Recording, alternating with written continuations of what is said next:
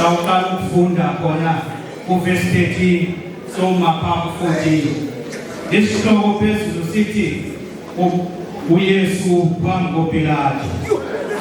ukanti le yangi iBhayibheli ithi uPilato uncina uYesu kulapho ke sikhoyo uhamela sekhaya kusemva kwayo yonke lenquleko ibisenziwa amaJuda emva kwebhunga kusemva kwebhunga apha ebelikhona liphakathi kwamadoda amakhulu ababhali bencwadi abantu abakhuluma imithetho babe behlangene ke ngelo xesha ngobusuku kuzanywa ukuqopha okanye bezama ukuzana nendlela abanothi bamgwebe ngayo uYesu Kristu. Xa kulapho ke kwelibhunga kuthiwa njengoba esima apha phambi kokumkani uPilato okanye urhulumente uPilato kuba kaloku uPilato lo sawukhumbula kaloku uba uPilato ibingomnye wabantu ebebonulile uburhulumente bamaRoma kodwa makazojonga ke endlini kuba athi make sure uba itax iyabhatala uye ke benikwe namagunya okuba makagwebe abantu abathe bona wanikwa loo magunya ke yi-Roman Empire. So ke kulo lonke lelo xesha ke njengabelapha kule nkundlo kaKhaya kokwaKhaya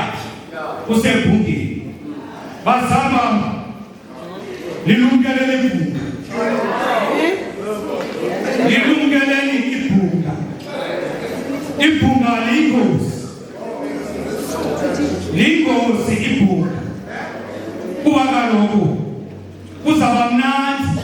ngoku nisathetha ngomntu nithethe none kodwa ke lumka lizawujika likujikele kwawena kuzaba rongo kakunjalo. La madoda ke amile apha ayaxoxa kusemsuku kodwa ke bathi babusa aphuma nesigqibo soba uYesu Kristu makabulawe. Kulapho baphuma nezizigubo zaKhaya kule ndlu yakhe kuthiwa lo makabulawe. Nango ke uJudas Iscariot ebekhona phakathi kwabo ngela xesha uthi akuva uba isigwebo siphumile kuthiwa uYesu Kristu makabulawe. Kuthiwa yafika inhliziyo bashumayela bam kuba ndiqabele izinto zintathu apha. Okokuqala libhunga elisigqibo thetha ngalo. Okwesibini inhliziyo kuba kaloku le nhliziyo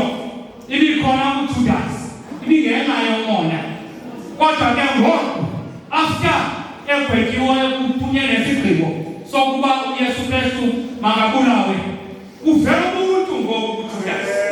kuba kaloku iyatshintsha inhliziyo ngoku ucinga ngokomntu ngohlobo loba uyazisola into ayenzile ngokuthi athembise uYesu Kristu kula madoda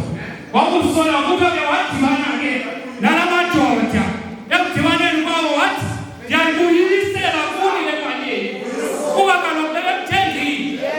wathi no le mali andiyifuni ngoku kuba kaloku ufike laa nto kuye yokuba ngoku ungumntu ngoku uyazisola ngesinto asenzileyo kuthiwa wayibuyisela ke le mali etempileni wayilahla phantsi athi la madoda bedibanaye athi uthi masithini nale thini watsho ephuma ehamba kanti ke lo xesha uyosigweba kwanoma makazithobe. Kulapho sikhoyo ke bazanga ngoku kuba silapha ke uPilato unqina uYesu ngifake umbuzo emasijonge kuwo. Umbuzo lo uthi akuzazi na izinto bakumangela langazo. Umbuzo kaPilato lo ubuza uYesu bakazazi lento amangalela ngazo. Bengithi ahamela ukuthi kuba wadla imu akaphendula nelimi wadlimu awukazazi na zonke izinto ngazo. Ukumaxesha ahamela sekhaya ekufune kungathethi nanye into ubaluleke bathethe nje bawo bathethe bophele kube wena umile kuba uthetha uziyazazi nyani akuba ipina kulapho ke uka uYesu wadinga xa kuzwa uba akazazi na ezi zinto kamena seka khona maxesha njalo ndizawusa kumcimbi wenyani kuba kaloku kuyo yonke le nto yenzeka apha uPilato uyayazi inyani kodwa ngoku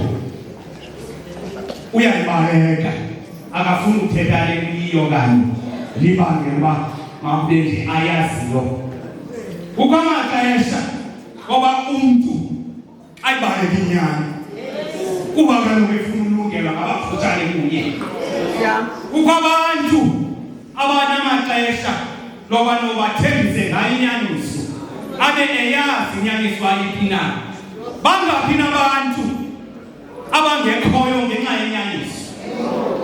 bangaphi nabantu esibangcikiveleyo thina kuba sifuna ulungela kwiindawo zethu abangekhoyo kwiindawo zabo ngena emisebenzini ungena ezicaweni kwizihlobo zethu ekuhlaleni inyaniso yakwazi uyitshintsha into yenzeka le nto bamfundisi yenyani engekhoyo into yenzeka le nyani kodwa nedotani xa abanyana babantu bebehamba beyokhangela umntakwabo kuba kwafika laa ngqondo yelaa ntliziyo ithi ngoku masimbulale lo mphuphu ekumbula bathi hayi wemurubhi wathi ndizawumenyanini kukho amaxesha umntu makamenyanini athetheleniyo angathembisi ngayo wathi hayi masingambulali masimthengise yabe yasinge yenzekile nakumfi kabesawo koyesawo yenzeke phi waqatsepha uba uyakopi uyakophi noyeko apho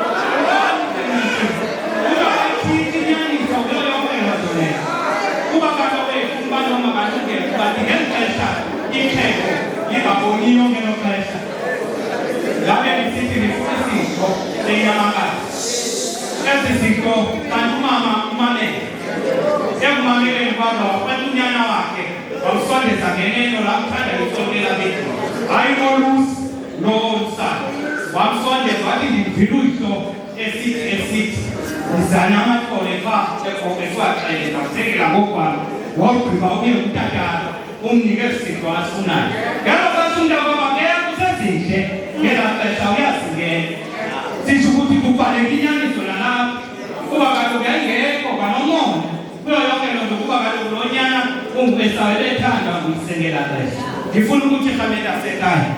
masimene enyanyeni khamela ekhaya uyasekhaya amabhunga maswani angabikho amabhunga kuba kaloku baninzi abantu abangekhoyo ngenxa yamabhunga baninzi abantu abangakhoyo befe ngenxa yokumela inyaniso